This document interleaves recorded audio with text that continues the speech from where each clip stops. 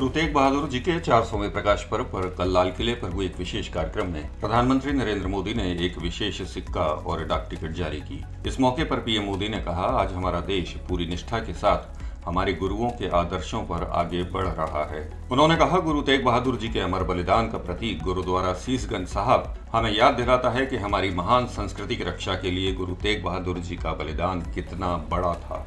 उस समय देश में मजहबी कट्टरता की आंधी आई थी। केंद्रीय गृह मंत्री अमित शाह ने राष्ट्रीय जांच एजेंसी के 13वें स्थापना दिवस पर आयोजित एक कार्यक्रम में कहा कि आतंकवाद मानवाधिकारों का सबसे बड़ा दुश्मन है और इसके विरुद्ध कोई कार्रवाई मानवाधिकारों के विपरीत नहीं हो सकती। उन्होंने कहा, देश भर में आतंकियों और उनके समर्थकों के साथ ही मादक पदार्थों व हथियारों की तस्करी, हवाला, नकली नोट के धंधे से जुड़े अपराधियों का डाटाबेस भी तैयार करने पर काम चल रहा है। सुप्रीम कोर्ट ने कल एक निर्णय में कहा कि किसी भी विदेशी को भारत का वीजा हासिल करने का अधिकार नहीं है।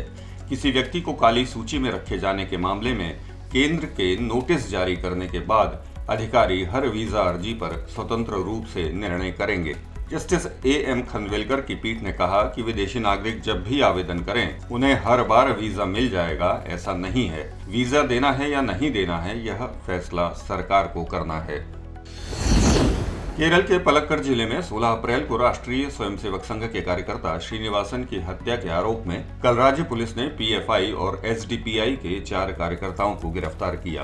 राज्य के ADGP विजय सखारे ने पुष्टि की कि चारों पॉपुलर फ्रंट ऑफ इंडिया और इसकी राजनीतिक शाखा social democratic party of India के कार्यकर्ता हैं। मंगलुरु के बाहरी इलाके में कल एक पुरानी मस्जिद से मरम्मत के दौरान एक हिंदू मंदिर जैसा वास्तुशिल्प देखने में आया। मस्जिद से जुड़े लोग इसकी मरम्मत का काम करा रहे हैं। हिंदू मंदिर शैली का वास्तुशिल्प दिखने के बाद स्थानीय हिंदू संगठन का कहना है कि इस बात की पूरी संभावना है कि इस स्थल पर एक हिंदू मंदिर मौजूद था। इस बीच दक्षिण कन्नड़ आयुक्त की ओर से कहा गया है कि अगले आदेश तक संरचना की यथास्थिति बनाए रखी जाए। प्रशासन भू अभिलेखों की जांच कर रहा है। भारत की 2 दिवसीय यात्रा पर आए ब्रिटेन के प्रधानमंत्री बोरिस जॉनसन ने आज प्रधानमंत्री नरेंद्र मोदी से बात की। वार्ता में यूक्रेन रूस युद्ध के बाद बदलती वैश्विक व्यवस्था और वैश्विक अर्थव्यवस्था में आ रहे बदलाव को देखते हुए भारत और ब्रिटेन के मध्य अपने द्विपक्षीय रिश्तों को आगे बढ़ाने पर विचार हुआ। पाकिस्तान के पूर्व प्रधानमंत्री इमरान खान ने कल लाहौर में एक रैली में फिर से भारत की खुलकर तारीफ की। इमरान खान ने कहा कि रूस और यूक्रेन के बीच जारी युद्ध को लेकर पश्चिमी देशों ने रूस पर कई प्रतिबंध लगाए हैं, लेकिन भारत ने रूस से तेल का आयात जारी रखा है। भारत ने यह फैसला देश के लोगों की बेहतरी के लिए किया है। उन्होंने कहा कि भारत अमेरिका का रणनीतिक साझेदार है, लेकिन वो रूस से तेल आयात कर रहा है।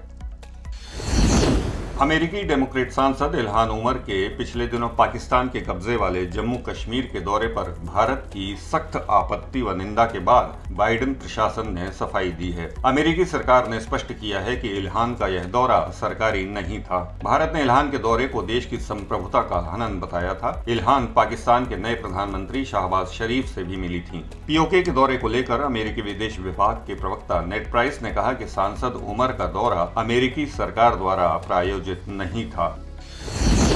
यूक्रेन में जहां रूस के हमले जारी हैं, वहीं सैटेलाइट तस्वीरों से एक बड़ा खुलासा हुआ है। पता चला है कि मारियुपोल के पास सामूहिक कब्रें बनाई गई हैं। स्थानीय यूक्रेनी अधिकारी के अनुसार रूस ने अत्याचारों को छिपाने के प्रयास में 9000 यूक्रेनी नागरिकों को दफनाने का काम किया है।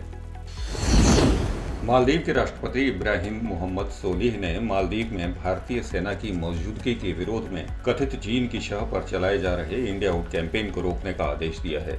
राष्ट्रपति ने अपने आदेश में कहा है कि राष्ट्रीय सुरक्षा परिषद ने फैसला किया था कि इंडिया आउट अभियान राष्ट्रीय सुरक्षा के लिए खतरा है।